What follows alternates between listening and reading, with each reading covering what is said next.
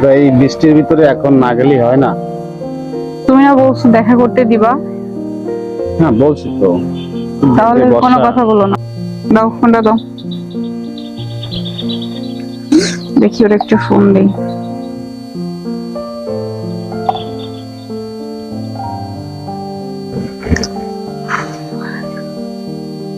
Hello, আসসালামু আলাইকুম। ওয়ালাইকুম সালাম। কি ব্যাপার, তুমি হঠাৎ ফোন দিছো? আচ্ছা, এত কথা পরে বলি। কোথায় আছো তুমি এখন? আমি তো বাসায় আছি, ছাদে একটু কাজ করতেছি। কেন? আচ্ছা, তোমার বাসার অ্যাড্রেসটা একটু বলো তো। আরে দরকার, পরে বলবো, পাঠাতেই পারি। আরে বাবা, কেন সেটা তো বলবা।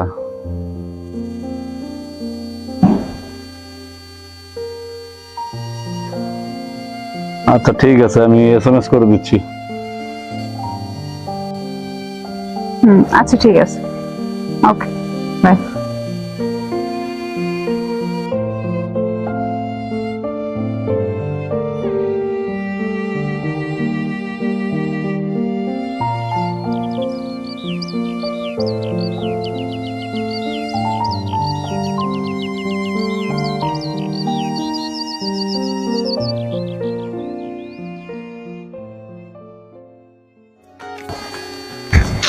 কি আসলো আবার?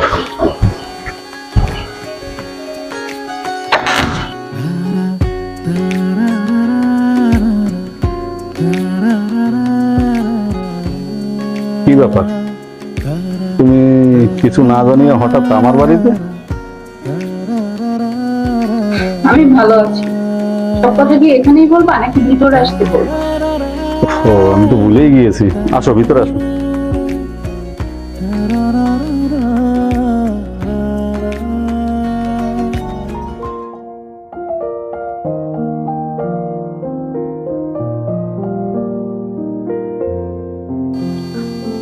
তোমাকে না জানালে কি আসতে পারতাম?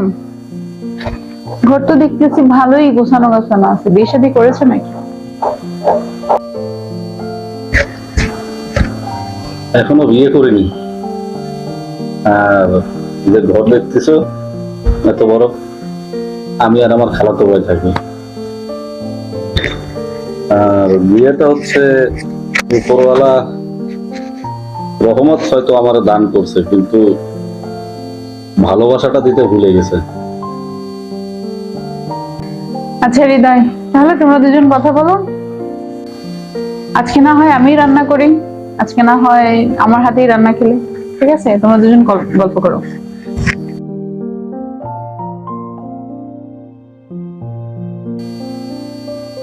ভাই প্লিজ, এইভাবে চুপ করে থাকবেন না, নিজেকে ছোট মনে হয়।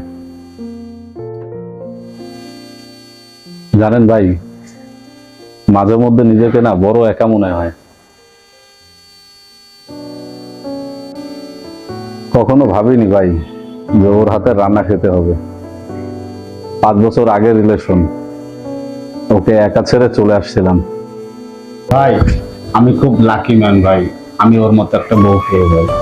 তবে একটা ব্যাপার কি জানেন ভাই, রোজি আপনাকে আপন করে নিয়েছিল, কিন্তু আপনি তাকে আপন করে নিতে পারেননি।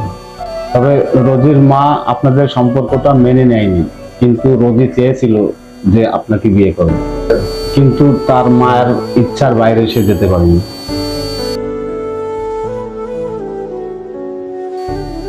ছি ছি ভাই, এইসব কথা বাদ দেন, আগের কথা মনে করে দিয়ে কি লাভ বলেন? আপনাদের কত সুন্দর সাজানো গোছানো একটা সংসার, হ্যাপি ফ্যামিলি, এইগুলো আর বলবেন না প্লিজ ভাই। হয়তো রোজির ভালোবাসা আমার কপালে ছিল না, আল্লাহ হয়তো এটাই চেয়েছিল। কিন্তু একটা ব্যাপার কি জানেন, আমার খুব ইচ্ছা ছিল নায়ক হব। প্লিজ আপনি বিয়েটা ভেঙে দিন। আমার পক্ষে আপনাকে বিয়ে করা সম্ভব না। আমি একজনকে খুব ভালোবাসি। আমি তাকে ছাড়া অন্য কাউকে বিয়ে করতে পারবো না। আপনি বললে আব্বু মেনে নেবে, কিন্তু আমার পক্ষে আপনাকে বিয়ে করা সম্ভব না। প্লিজ আমার জন্য এতটুকু করেন, ভালো থাকবেন। এর জন্য কথা বলতে আসছিলাম।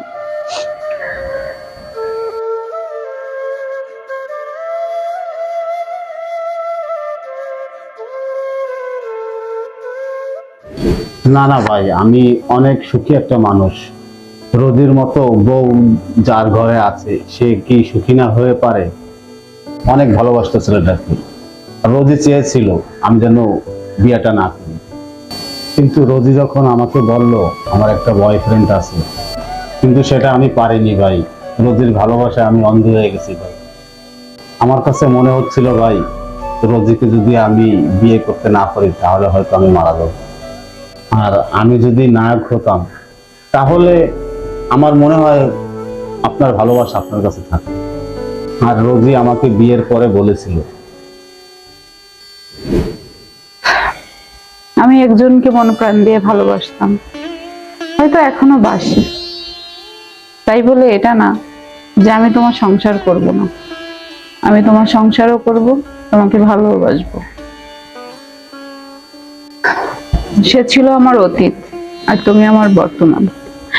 একজন স্ত্রী হিসেবে যা যা করার দরকার আমি সবকিছুই করব তোমার জন্য। কখনোই তোমাকে ঠকাবো না। ভাই সে যেটা বলছে এবং করেও যাচ্ছে, আমি হয়তো জীবনে কোনো ভালো কাজ করছি, এই জন্যই রোজের মতো বউ পেয়েছি ভাই। প্লিজ ভাই, কান্না করবেন না ভাই। আগে কি ঘটছে তার জীবনে এত চিন্তা করেন না। তার প্রতি আমার কোনো অভিযোগ নাই, এক বিন্দু আমার অভিযোগ নাই। ভাই আপনাকে একটা কথা বলি ভাই, রোজির 2 বছর আগে ব্রেন ক্যান্সার হয়েছে ভাই, চিকিৎসাও চলতেছে ভাই। ডাক্তার বলছে সে বেশি দিন আর বাঁচবে না, তার হাতে সময় অনেক কম। আপনি জানেন কিনা আমি জানি না। ভাই আপনি এগুলো কি বলতেছেন? আমি তো কিছুই বুঝতেছি না। এটাই সত্যি ভাই, ওর শরীরটা খুব দ্রুত খারাপ হচ্ছে। আর খুলনায় আসাটা, আপনার সাথে দেখা করা ওর একটা পাগলামি। আমাকে বলে আর তো বেশি দিন বাঁচবো না, আমাকে একটু খুলনায় নিয়ে চলো। আমি ওর খুশির জন্য আমি ওকে খুলনায় নিয়ে আসলাম।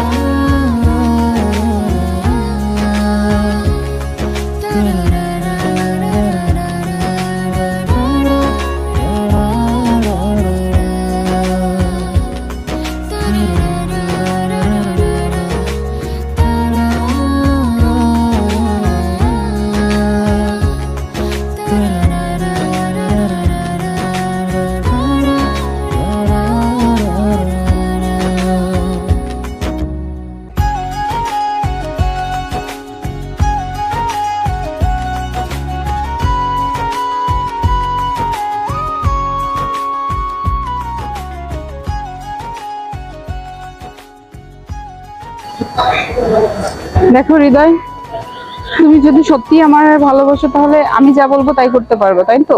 সেটাই তো বললা, তাই না? আচ্ছা বইলে তো দেখো। আচ্ছা, আমি যা বলবো সেটাই করবা।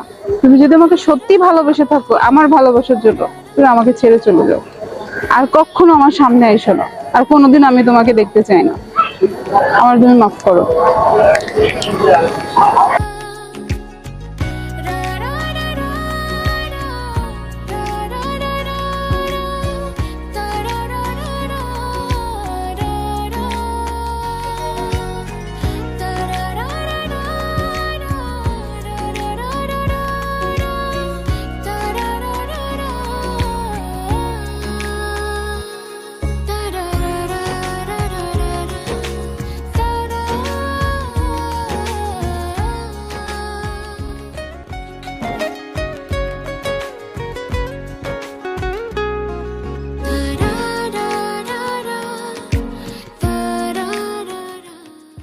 আর আপনার এখানে এসে দেখলাম যে ও আপনাকে দেখার জন্য ও এখানে আসে, আর আমাকে একদিন ঘুরতে নিয়ে বলে।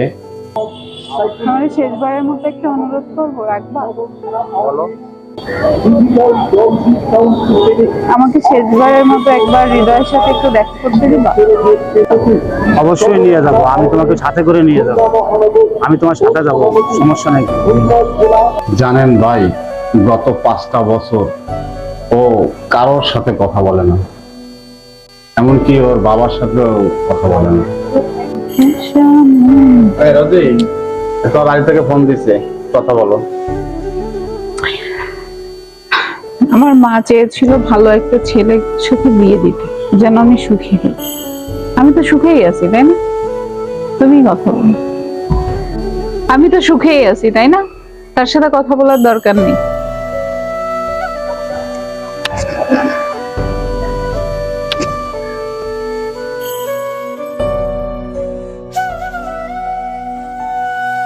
জানেন ভাই, এই সমস্ত দেখে মাঝে মধ্যে নিজেকে ভিলেন মনে হয়।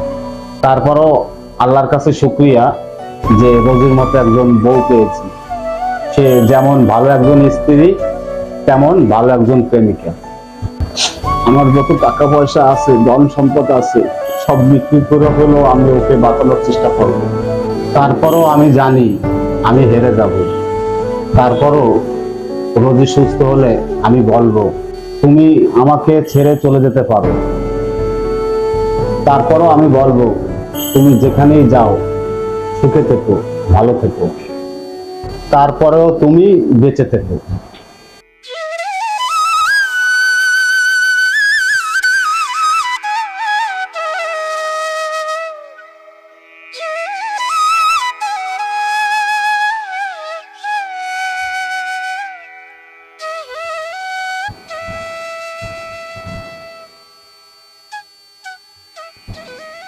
আসছো?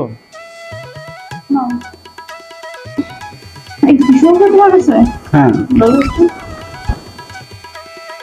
আচ্ছা দেখো, মানে কথা বলতে তো ভুলেই গেছিলাম, রান্না করে রেখে আসছি, রাতে তুমি খেয়ে নিও। হ্যাঁ, এখন তো সময় নেই, আমাকে চলে যেতে হবে। আর এটা হচ্ছে রান্না করে আমি নিয়ে আসছিলাম বাসা থেকে আসার সময়, নষ্ট হয় না, এখনো ভালো আছে। পরে তুমি খেয়ে নিও। আচ্ছা ঠিক আছে, পরে খেয়ে নেব। মানে আচ্ছা। আচ্ছা, তাহলে তোমরা কথা বলো, আমি নিচে ওয়েট করতেছি, তুমি আসো, ঠিক আছে?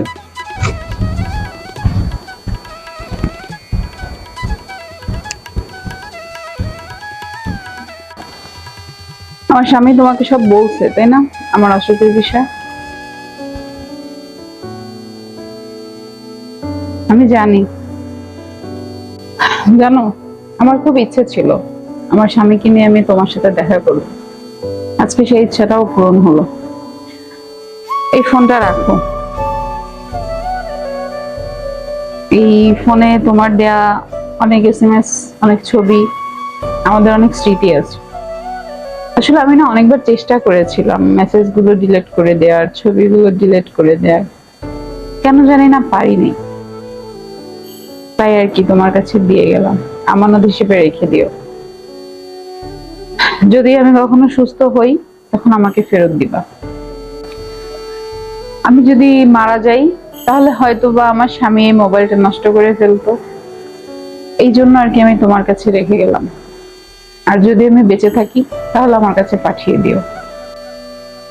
আর হ্যাঁ, আমি একজন ভালো স্ত্রী, আমি অনেক ভালো আছি, কিন্তু কি জানো, আমি এখন আর তোমাকে ভালোবাসি না। আর তোমার সাথে আমার যেদিন দেখা হয়েছিল, প্রথম দেখা হয়েছিল, ওই দিনটা আমার এখনো মনে আছে। আমি ওই দিনটা অনেক সাজুগুজু করে একা একা ঘুরতে চলে যাই। এটা আমার বর জানে, সবকিছুই জানে। আর হ্যাঁ, আমি এত কথা তোমাকে কেন বলছি, হয়তোবা আমার হাতে আর বেশি সময় নেই, তোমাকে আর বলা হবে না, সেজন্যই বলছি। তুমি আমার জন্য প্রতি রাতে যতবার কান্না করেছো, আমি যদি এখনো প্রতি রাতে তোমার জন্য কান্না করি, হয়তোবা তারপরেও আমি তোমার ক্ষমা পাওয়ার যোগ্য হব না। তারপরেও আমি তোমার কাছে ক্ষমা চাচ্ছি, আমাকে তুমি মাফ করে দিও।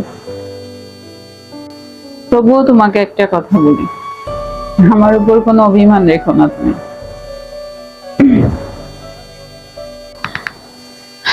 আর এই যে এতটুকু সময়ের জন্য তোমার এখানে আসলাম, যে যদি বিরক্ত করে থাকি তাহলে সেটা অধিকার নিয়ে করেছি।